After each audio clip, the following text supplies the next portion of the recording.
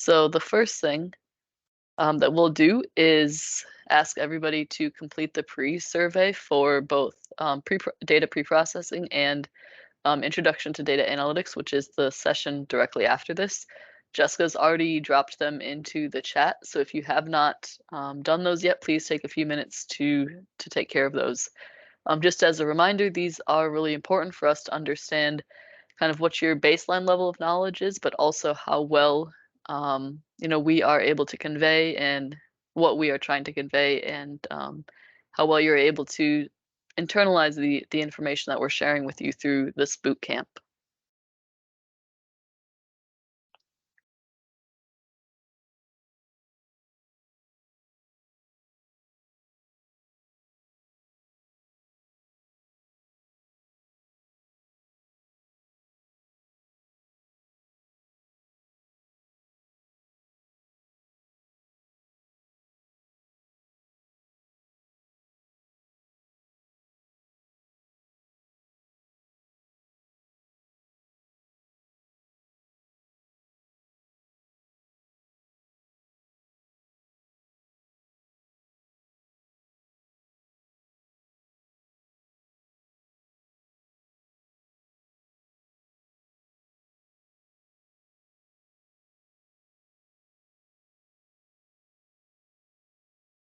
Yes, Hazel, we will resend them. I'm about to do that right now, if if I can get my cursor to work. If you joined after the meeting and didn't see the surveys in the chat, they are there now. Oh, we did it at the same time. There's 2 copies available now in the chat.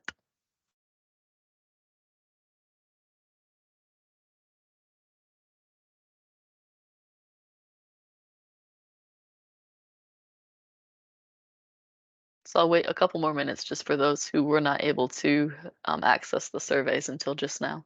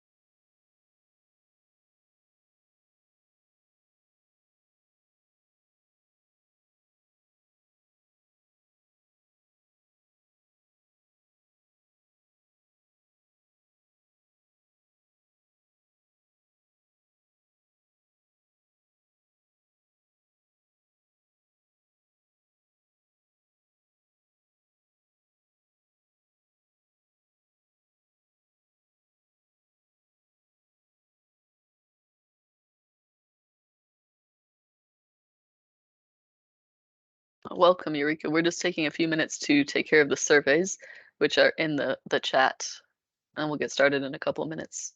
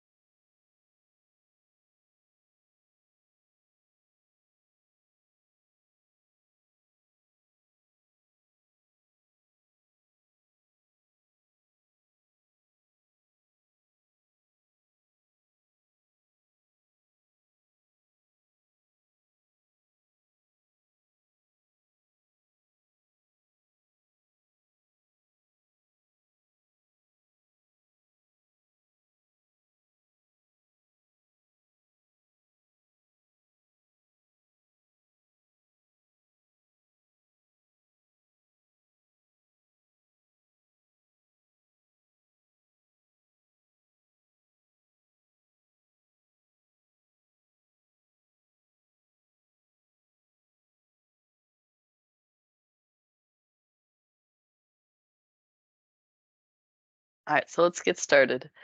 Um, so first up today is data preprocessing. Oops,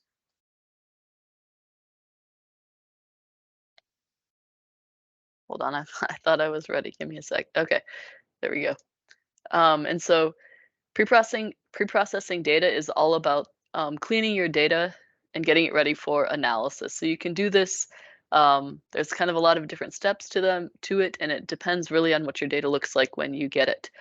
So for example, you might do some cleaning activities. You might need to transform your data. You might need to just select the relevant features for your analysis. If you have a data set that has 30 variables and you only want 3 variables, it's much easier to work with that data if you select out those 3 variables and only work with those, and kind of set aside the other 27. It just helps with the kind of the ease of working with a more refined data set. Um, so preprocessing involves identifying and handling missing or duplicate data, scaling features, encoding categorical data, reducing dimensionality, and splitting data into training and testing sets, which is particularly important when you're doing model building.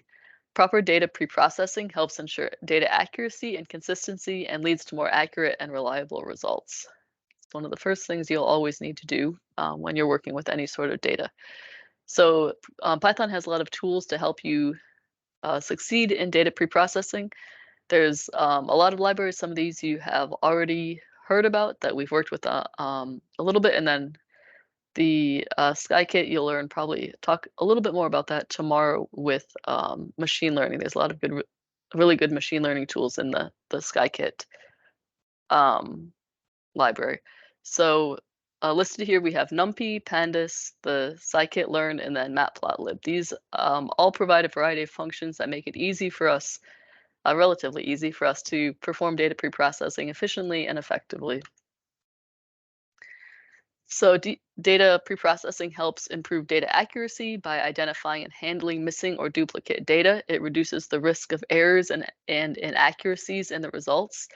It also handles outliers. Outliers can skew your results if they are not taken care of properly. So sometimes outliers are errors in the data and in the data that you can remove, but sometimes outliers are just some sort of strange anomaly with the data that is important to leave in there because it's an accurate reading, but also it's not necessarily representative of sort of the typical or the standard um, behavior of whatever phenomenon you're observing. So data preprocessing helps us handle these outliers through processes such as normalization or standardization, because then we have data that is more representative kind of the average condition that we're observing. It also, preprocessing also enables feature scaling. So this is an important step.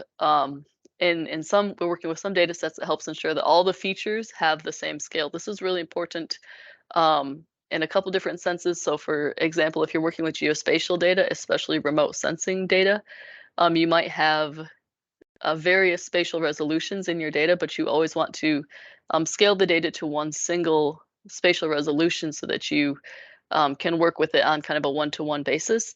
This can also be true depending on what you're doing with different time series. Maybe you have time series data that's only available at 1 hour, and some time series data that you want to compare it with, but it's maybe available at every minute or every 15 minutes. So you'll scale these data sets to the same temporal resolution, and then that improves your output or your results when you're working with data.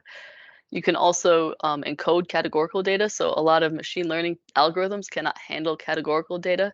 So we use data processing techniques to convert categorical data into numerical data that can then be used in machine learning models. So this is simply when you're converting categorical data to machine learning data, usually you're just assigning a number to that category basically, and you can carry out your calculations on that numerical value as opposed to the category, but they are correlated directly. So that's kind of the introduction that we have to data preprocessing, and we have a couple hands-on activities that we will go through using my GeoHub. But before we do that, I just wanted to pause and ask if anybody had any questions.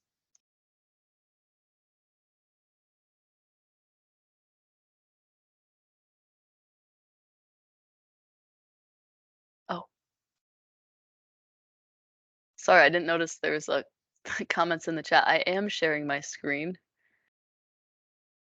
As it was my computer problem, I cannot Oh, see it. I can now see it. okay, perfect. I'm glad that I forgot to ask before we started, so I'm glad that it was an individual issue and not a group error. Okay, so any other questions before we carry on with our activities about data preprocessing?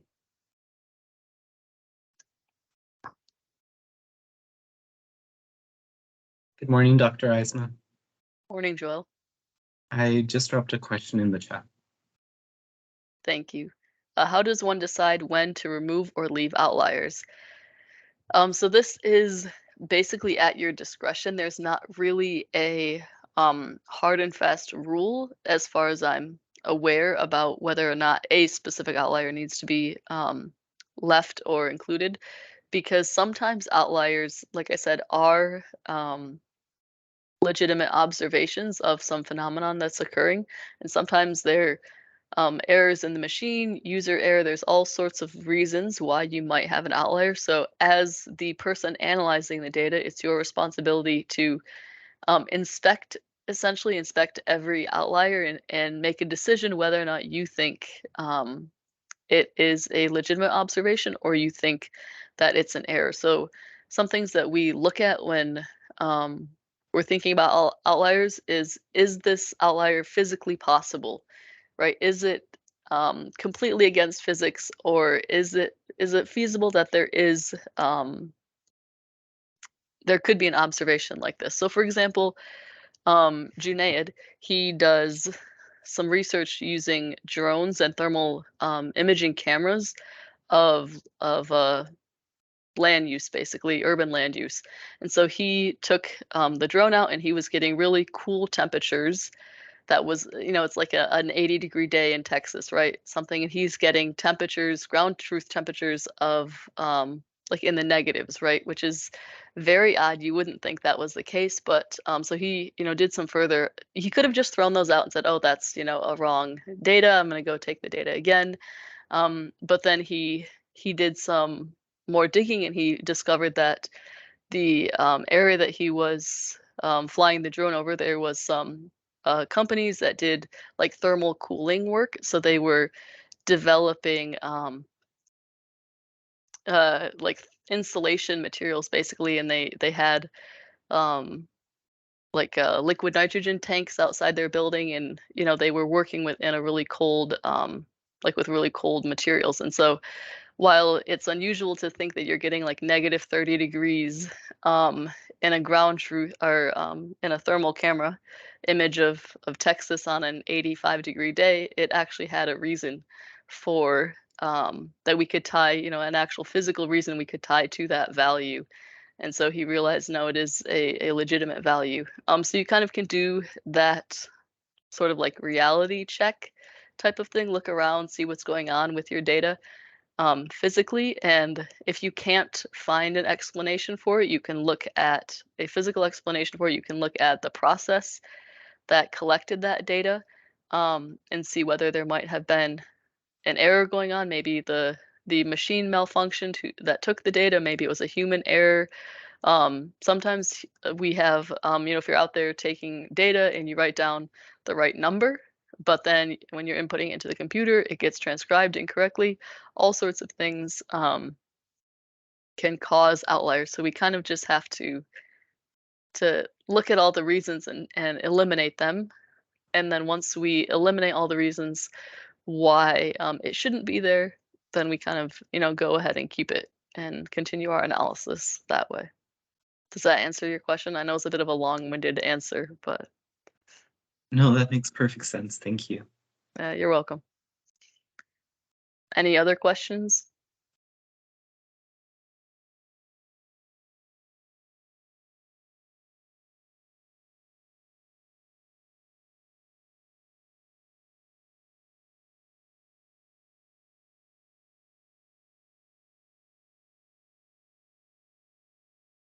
Okay, so if not, let's go to our My GeoHub exercises. So if you go to Thursday, And under the data preprocessing tab here, you should have access to activity 1, and activity 2. We'll start with activity 1.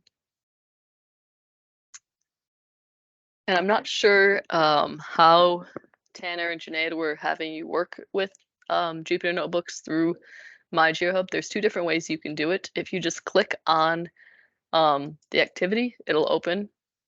And you can start a new session of Jupyter Notebook. It'll open, but if you when it opens it this way, it's read only, so you can't save it, but you can still add cells to it and run the cells and whatnot. Or you can choose to download this file, download as a Python notebook, and then re-upload it, which might seem a little bit annoying, but if you want to keep it for the long term in your My GeoHub outline or your My GeoHub folder storage essentially, and edit it, save it, rerun it, then you can do that as well. So either one, whatever works for you, works for me, I guess. So this is there's a question, Janae. Joseph? Yes, I don't have anything on Thursday. No? Man, okay. Thank you. All right. Is that the case for everybody? Same? I thought I had made sure it was published. There's no prerequisites. Oh, okay. I see the problem.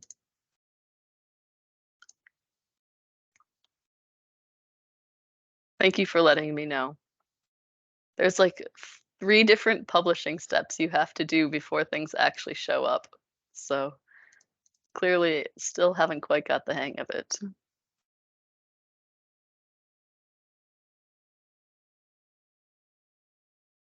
Okay, now if you refresh, you should be able to see it.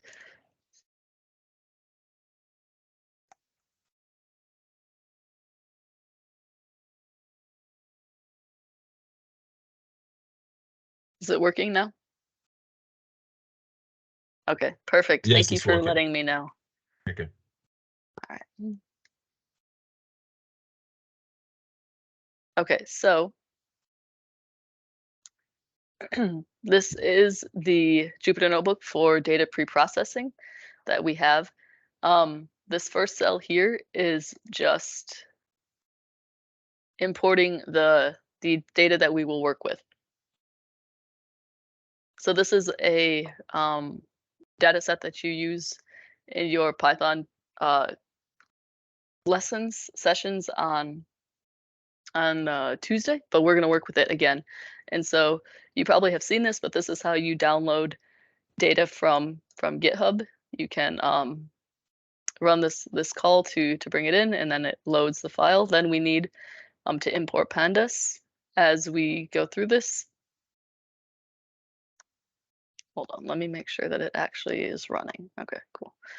And then once we import pandas, because that's what we're going to use primarily to work with our data frames, we are going to take a look at the data set that we just read in from filename.csv. So this is a bunch of data from a bunch of different buildings. These are energy building energy data set, but we can see that there's a ton of not a numbers here, right? NaN, that stands for not a number. And that's not something that we necessarily want to work with our data. We want to clean this up, get rid of all of these not a numbers so that we have a smaller data set that's just easier to work with overall. So we see this. We can also use the function df.tail, and this will let you look at the last 5 the last 5 rows of your data set. I think you probably heard on Tuesday that df.head will give you the first 5, df.tail will give you the last 5. So we can run that and see that, again, we still at the end of our data set have a bunch of not a numbers, nans. So we can look at how we can remove these. So let's import a couple more Python libraries. We're going to here import matplotlib as PLT, and then matplotlib dates as mdates. So we'll bring those in. And then we're just going to take a look at how many nans we have. So we're plotting one of these columns, right? df.primclass_jlin is one of the columns in our data frame. And we're going to plot the values of this prim class against the x value of like 1 to essentially the index of the value, 1 to the end. So if we run that, we get a plot. And this is all the knotted numbers show up as blank space, basically, and then we have the data showing up at the end here. So about 75% of the data in this prim class jlin column is a knotted number, right? So that's a lot of data. That's a lot of processing that we can kind of cut down on if we remove these knotted numbers before we begin our analysis. So there's a convenient function in Python or in Pandas in particular, that is df.dropNA. So this will drop the knotted numbers. So you can any column that has a knotted number in that whole data set. However, if we drop it and we look at df again, we can see it dropped everything, right? Which is not what we want, right? We don't want to drop everything. And so what we can do is narrow our search, right? If we drop everything from the data frame that has an NA, it's going to drop all the columns. So let's just look at one building and see what we get if we apply the drop NA to just a single building. Again, prim class jlin here. So if we do that, we drop only the NAs, the knotted numbers, from prim class jlin.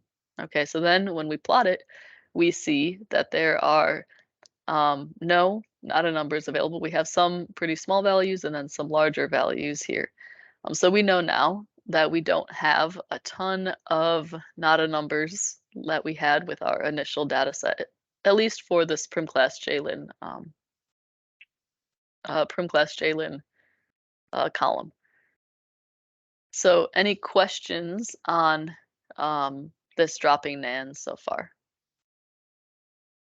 And kind of why we do it and how to do it.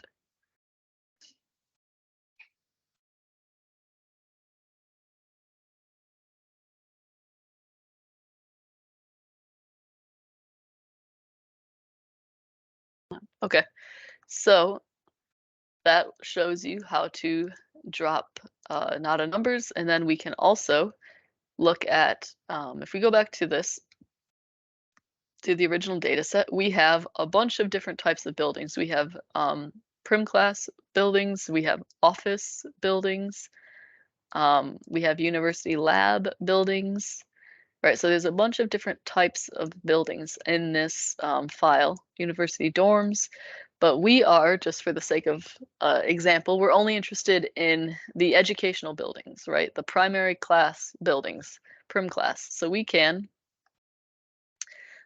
basically filter out and select only the prim class buildings and assign those to their own data frame, right? So if we do that, we can create a new data frame with just a single column, basically, using the primary buildings equals df.timestamp function. So this will make a primary buildings data frame that is only consists of this first timestamp column right here in our initial data frame.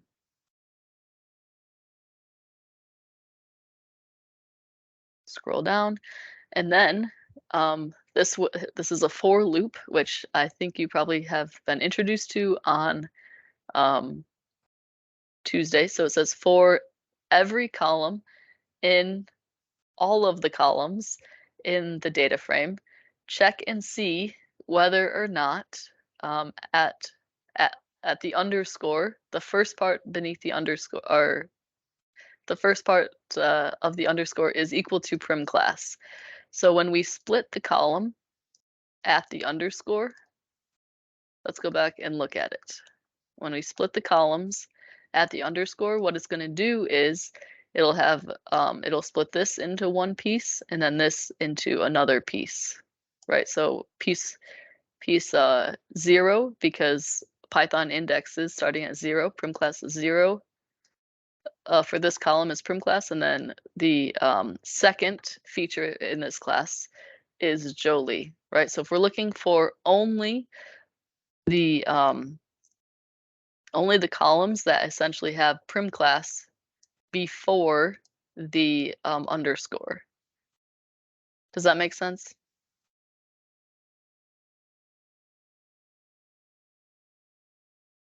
Or do you have any questions on what it means when we split strings?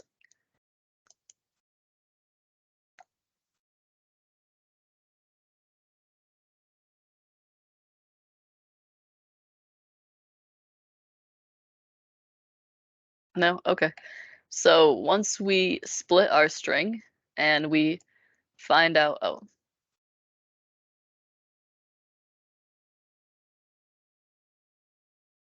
so we have a comment in the chat that says, this can be another way, like we first remove the nan from our file in Excel using the find and replace command and then start data preprocessing on Python, right? So yes, you can, if you want, use Excel to do some of your preprocessing, but it can be done in Python as well. And usually it's sort of preferable to do all of your analysis, all of your preprocessing in a single sort of tool, right? So you're kind of adding extra steps if you're using Excel and then switching over to Python. And the nice thing about Python is if you write the code to do it in Python, you'll always have that code available to you to run more quickly, and you won't have to manually do anything in Excel. So there's a benefit to doing everything in Python. But yes, you are able to preprocess your data in Excel if that's what you choose to do.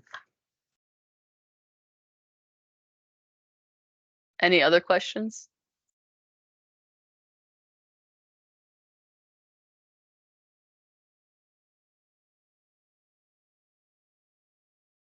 No? Okay. So once we identify the columns that have prim class, we can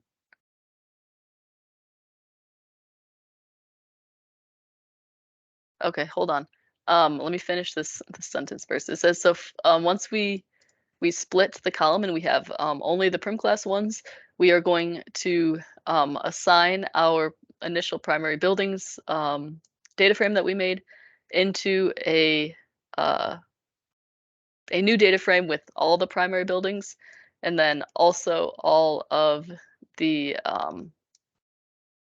columns that we just identified. So we'll have a new data frame, which consists of the timestamp data frame and the just the columns that we identified that only have primary buildings. So we can run this and see what it looks like, right? So this is primary buildings.head, which, as I said earlier, will give you just the first 5 rows of your data set. And then if you run primary buildings.tail, it'll give you the last 5 buildings or the last 5 readings in your data set.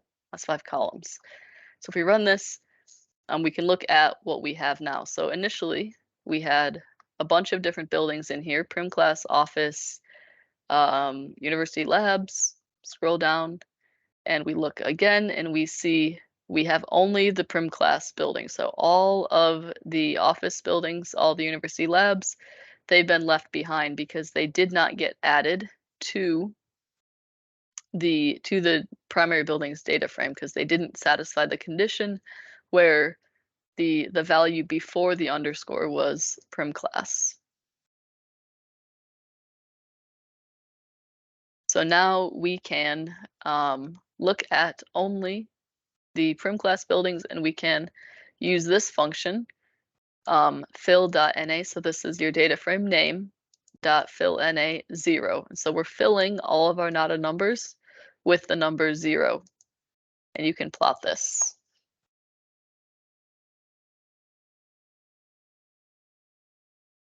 takes a bit of time because it's a very large data set.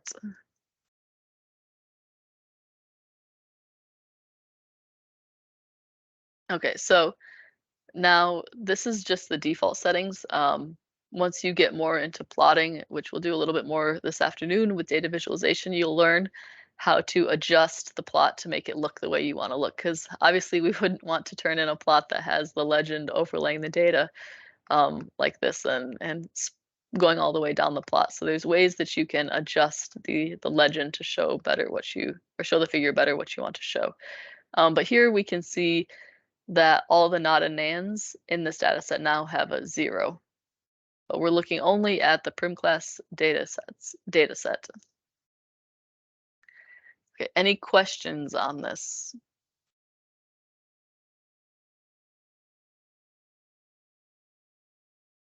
So let me ask you a question. Let's say I am not interested in primary classroom buildings, but I want to look at university labs instead. I want to see what the energy usage is in university labs. So what would I replace prim class with? I'll pull up the initial data set for you. If I'm only interested in university labs, what would I put in place of prim class?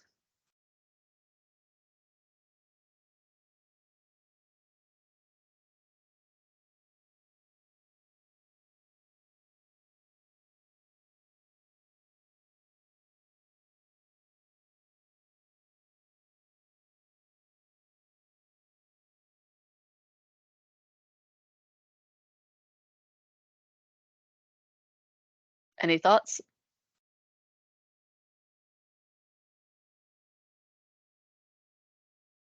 Yes, so we have a univ lab. Yes, so if we're looking at university lab buildings, we would put, you need to make sure the uppercase U is there, and then also the uppercase L, because case definitely matters here, right? Letter case matters. So we're trying to match exactly what is in the data set title with Python, right? So if we use a lowercase u and a lowercase l, Python would not be able to find it. But if we use uppercase U and ILV, or uppercase U and uppercase L, we would be able to find it. So if we were to replace univ lab here, we would get a data frame that only showed the university lab buildings. Okay, any questions on this? How can we move the legend from covering the plot? We'll talk about that a little bit more this afternoon, but when you plot in Python, when you make your legend, you can tell it exactly where you want it to be. So it can be like location equals like best, or location equals northwest, or you can specify location equals and put the exact like coordinates of it. Like in this case, you could put it at 10,100 or something. It would still overlap the plot in this case, but you can tell it exactly where you want it. That's one of the nice things about doing your analysis in Python, is you can automatically generate a lot of figures. And once you kind of set a figure the way you want, it'll make all the figures like that, as long as you're using that same bit of code after that. So.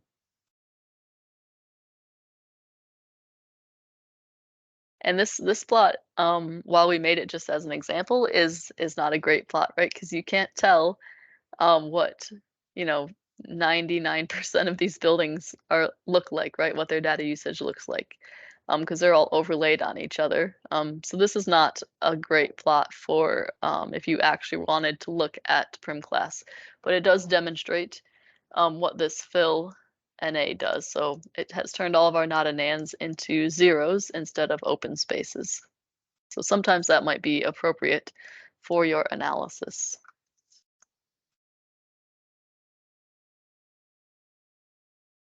Any other questions? No. Okay. So the next piece of this is looking at the timestamp. So if we run this code, we're looking at just the timestamp, the first value in the timestamp column of the primary building's data frame. And so if we look at it, it has quotes around it, or apostrophes, right? So this means that this is a string. There's a string value in the first column. The dates are the date time, the timestamp for this data set is a string. Now, strings are great sometimes, but Python can't understand a date as a string, right? It doesn't understand that this data is taken on January 1st, 2010, right? So what we can do is we can convert the timestamp column to a date time function, right? So we are changing primary building's timestamp to date time. So this pandas dot to date time is a pandas function, and it'll do it automatically for us. So if we run this,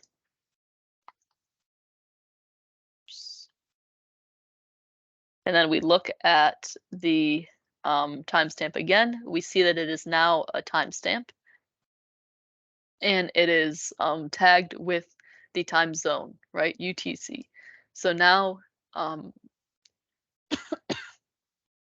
now Python will understand that this is this piece of data was actually taken on January 1st, 2010. So this is really useful because a lot of times we want to, especially when you're working with time series, we want to plot things versus time series, or we want to maybe take averages across the entire day or something like this. And it's much easier to do if you have an actual like time code attached to your data as opposed to just having a string. Any questions on this?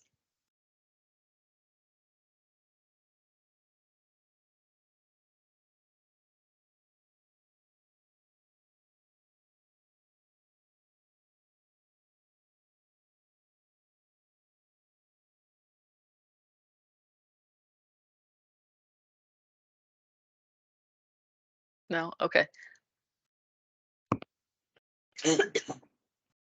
So let's go on to our next activity.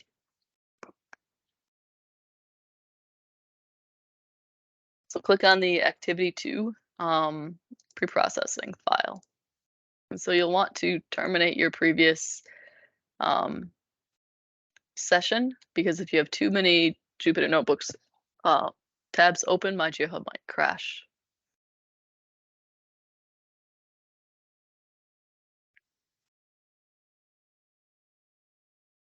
Okay, so this is another activity for data preprocessing. We are again going to just load the data as the first cell. We are going to or this first cell, sorry, downloads the data, not loads it. Then we'll just import pandas as we did previously, and then we are again going to load in the CSV file.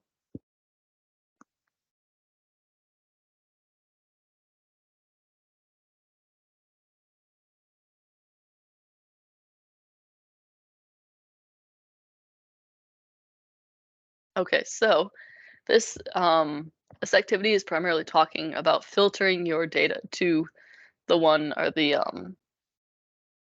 filtering your data to show what you are particularly interested in. So we have here a bunch of measurements, water quality measurements and discharge measurements taken at a USGS site. So this is site 8057,000. It has a bunch of different measurements and a lot of information about it. Quality tells you a little bit about the quality, who took it, the actual people that were working that day, and whatnot. So lots of information here. So, but we are interested perhaps in just looking at the discharge measurements with a good measured rating differential, right? So we are looking at we only want to look at the rows that have a good measurement, right? So that's this column right here. So what we're going to do is we named our initial data frame DF, and then we are creating a new data frame where just the result is equal to the data frame indices at the measured rating diff is equal to good, right? So this is only selecting the rows where the measured rating diff is equal to good. Okay, so once we run this, and we can, we'll reset the index because there's a lot of Python functions that rely on indexing values, and the index is here, goes from 0 to 19. But if we don't reset the index, we would have, you know, for example, this would be 0, this would be 1, and then this would be 3. And we wouldn't want that. We want it to be 0, 1, 2, 3, right? We want the right order of things. So if we run this, it, it only pulls out the values in a new data frame, which we've named results underscore df. It'll only pull out the good ratings. And so we're, you know, we're happy with that quality of our data. And then we are maybe only interested in looking at the values taken by LPH. Now, we don't know who LPH is. It's a USGS employee who took these measurements, right? So, and that information is under party name, but we're interested in seeing how discharge varied when LPH took these measurements, when they were good measurements. So we can set a variable called options equal to LPH, that individual's name, and then we can run a similar function as before that we saw. So in this case, it's a different way to kind of select out only the measurements where where LPH was taking them. So instead of setting measured rating diff is equal to good, having that condition, we can also do it this way, where we have the column name we're interested in, dot, and then is in options, right? And this options is just the string LPH that we're interested in matching. So we can again reset our index, run this, and we'll see now, instead of having a bunch of different people's measurements, we have only the measurements taken by LPH. Okay, so these are different ways that we can select out only the information that we are interested in. So we did that in 2 different steps. We did it 2 different ways in 2 different steps, but we can also do it in one go if we're interested. So we can here set options to good if we want. So we're switching the methods here basically, and we can do it in one go where we have the first condition basically that we talked about, where we're only pulling out the party names equal to LPH. And we're also going to call out all the measured diff rating columns where the option or where the value was good, right? So that we're pulling this options down into here. So this is saying, you know, give me a data set called, or a data frame called results underscore df2, and I only want the rows where the party name is equal to LPH and the rows where the measured rating differential column is equal to good, right? And so we can run that again, and we should have the same answer basically as this previous data frame after we had applied both of those independently. So you can combine as many conditions as you want to pull out exactly the data that you're interested in analyzing. Any questions on that?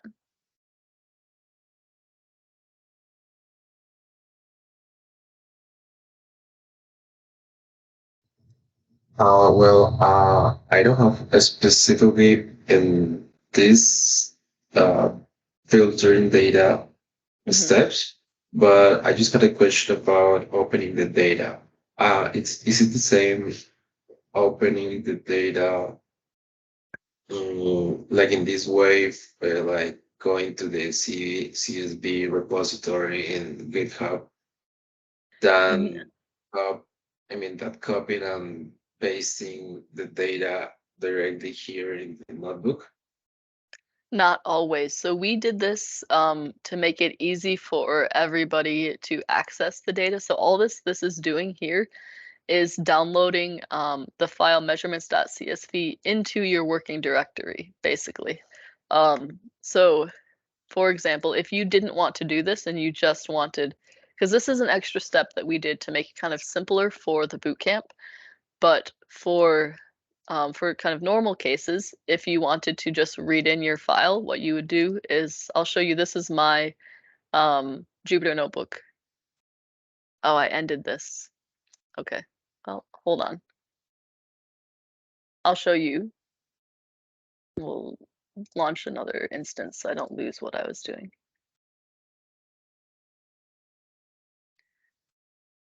I'll show you how it kind of normally works if you're just working on your own stuff.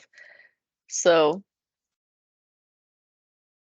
preprocessing. Okay, so for example, if I have activity _2, this is the notebook that we're working in right now, and it's in the same file as my measurements.csv. So if I were to open this and not run this first cell and just run this, Python would be able to find it, or Jupyter Notebook would be able to find it because it's in the same file as my activity2 _ pp. So you don't always have to store your data in the same file as your Jupyter Notebooks. But if you don't, you would need basically more, a longer path name, right? That would help it find it. Does that make sense? Yes. But I mean, the question, it was more like pointing to what about if I have 40,000 data?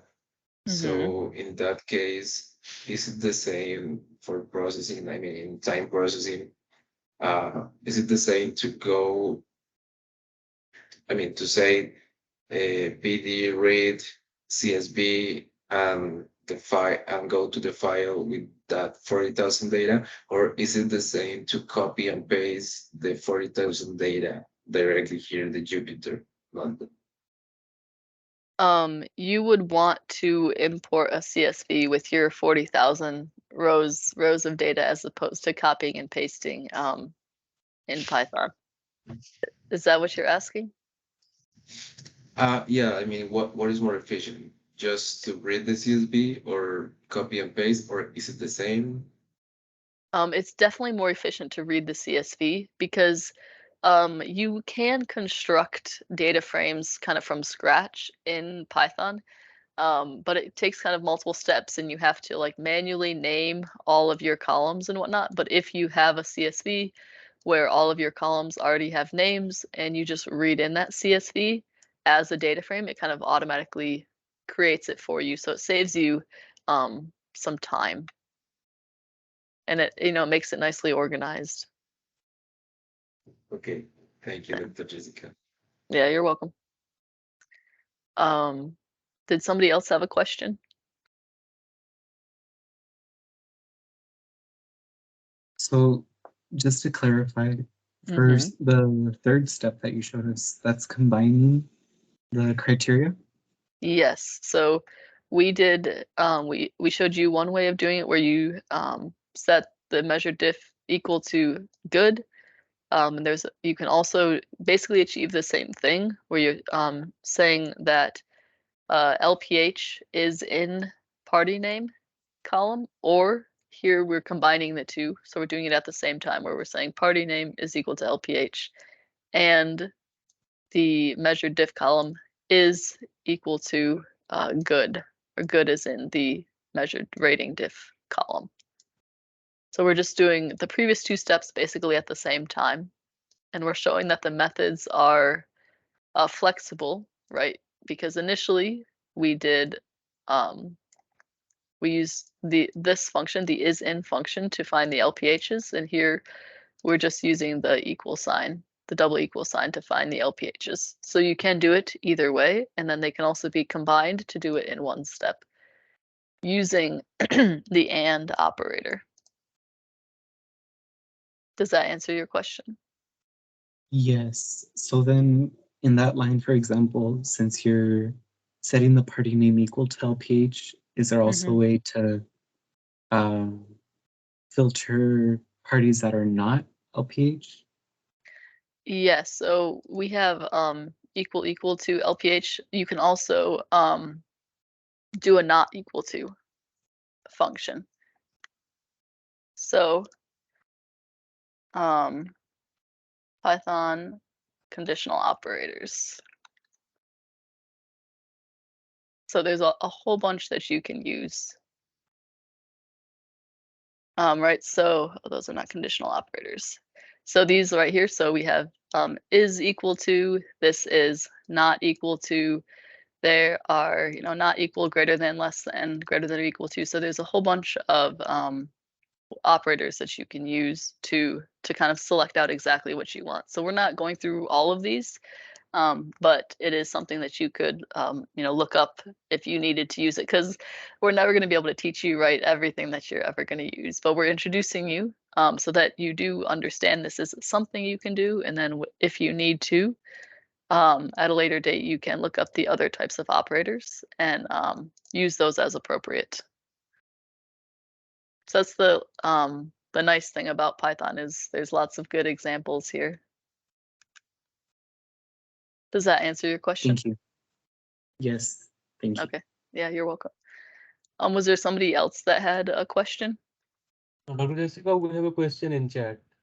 Okay, so it says if we have more than 2 indexes, for example, fair, good, or bad, and we want 2 indexes, so we can do it. Yes. Yes, you can do that too. So if I had, if I wanted to do this where instead of looking in this column for LPH, I could look in the measured rating diff column, and I could look for, let's say, fair. Let's say I wanted good and fair. I would just replace this with measured rating diff and this with fair. And I would have all the columns where the measured rating diff was good and fair. You can do that same thing with anything. You can look at this control type CD, looking whether or not there's debris or it's clear. You can look at, I mean, this is all the same, the agencies, but you can look at, maybe you want only the discharges greater than a certain value. You know, there's lots of options here for how you do it.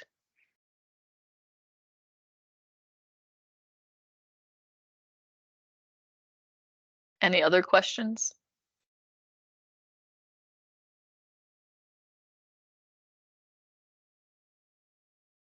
Okay, so the last step is just to look at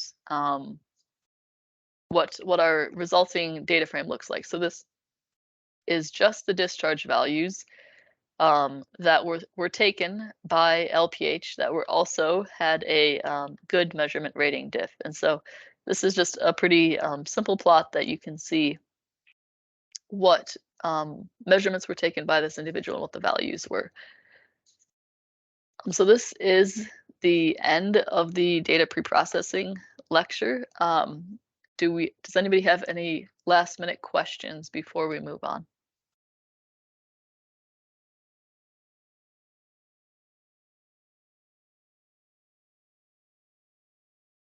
In the next section, we will talk a little bit more about ways to narrow down your data sets as well. But here we showed you how to kind of select out your data sets based on based on what values were showing up in the data set, such as the good or LPH, or and we also talked about how to select out only specific columns you want, maybe based on what type of data was in that column with the primary class buildings. We also talked about how to remove nans or how to assign a value to all nans and whatnot. So there's a couple different tools that we talked about, and we'll talk a little bit more in the next section about other types of ways we kind of work with our data.